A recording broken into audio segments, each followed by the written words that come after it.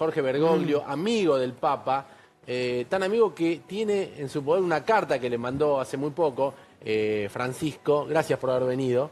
La producción ya tiene la carta, por ahí está, la podemos compartir. ¿Cómo le va? Gracias por venir. Buenas noches. Cuéntenos un poco de esta carta.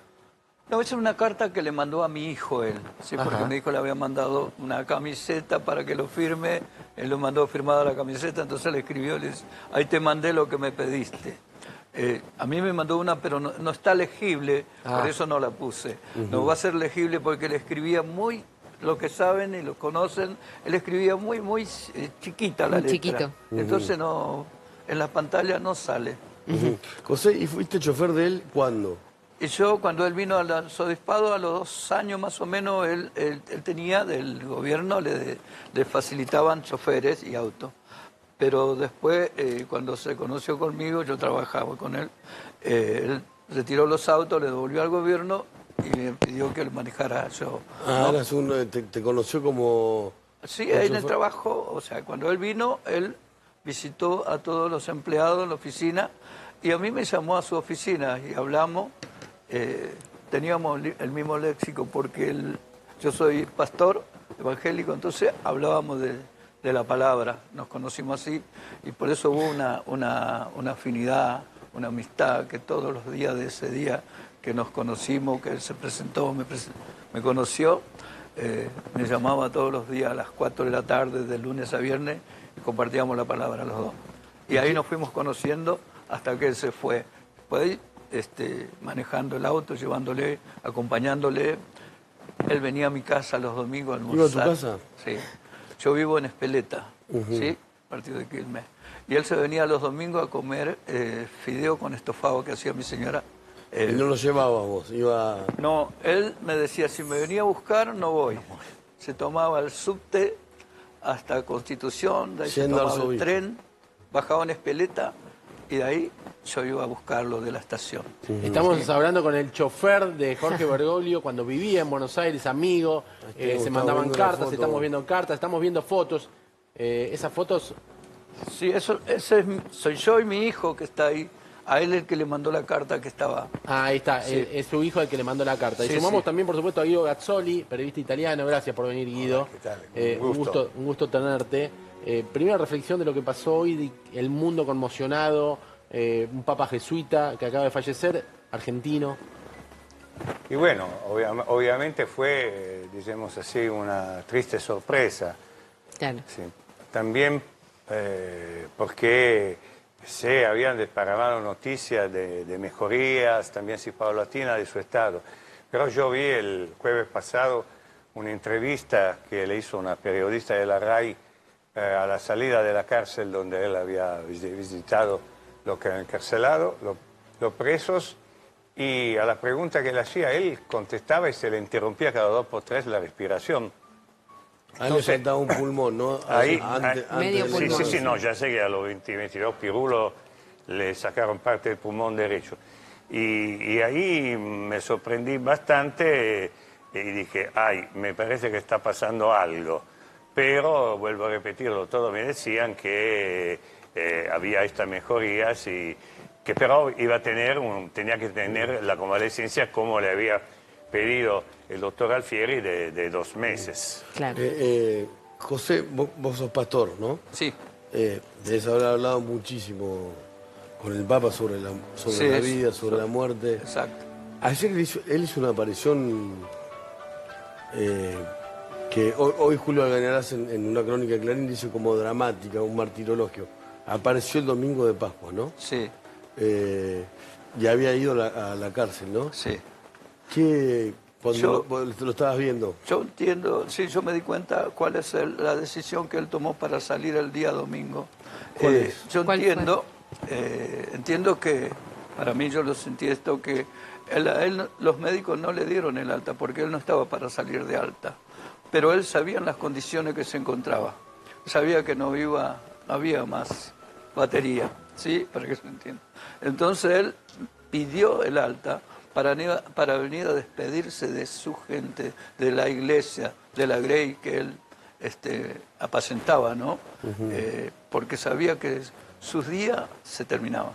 Entonces, para despedirse de él y que el pueblo se despida, que lo vean con vida, que no lo despidan dentro del hospital. José, mire esta foto que vamos a poner. Sí. Cuéntenos esta foto, por favor. Se lo ve a Bergoglio muy joven. Sí, eso es mi casa. Esto es en la casa No suya. alcanzo a ver mucho por ahí, a ver. Está acá, sí, perdón. Sí. Es mi hija con mi nieta. Sí, es en mi casa, en mi casa. ¿Se acuerda de esa foto el día ese? Sí, me acuerdo. Un día domingo que fue a comer tallarín, a estofado, y se sacó la foto conmigo. ¿Era tan divertido como decía recién su sobrino? Sí, mucho. Cuando íbamos de viaje, bueno, íbamos a llevar, me lo llevaba, él me contaba cuentos. Le gustaba contarme cuentos, y algunos verdes. ¿Ah, sí? Sí, parecía muy serio, pero en la intimidad era una persona chispa, muy alegre. ¿Una persona culta también?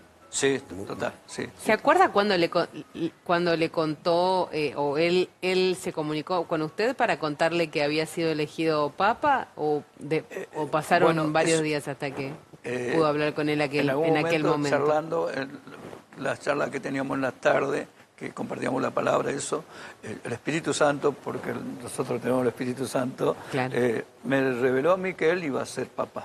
Y yo le dije, me dice, no, me dijo esta palabra, está loco, no, yo no voy a hacer nunca eso. Y después le digo, vas a escribir, vas a marcar una historia. Y me dice, ¿por qué voy a marcar una historia?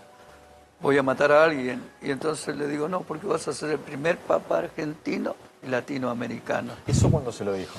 Lo dije un año antes. Un año antes. Sí, un año antes. Él ya había ido al cónclave en el que se había elegido... Claro, Ratzinger.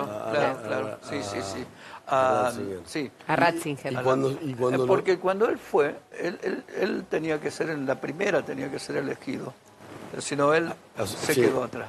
Pero, o sea, cuando muere Juan Pablo II, hay un cónclave Claro. donde se elige a Ratzinger.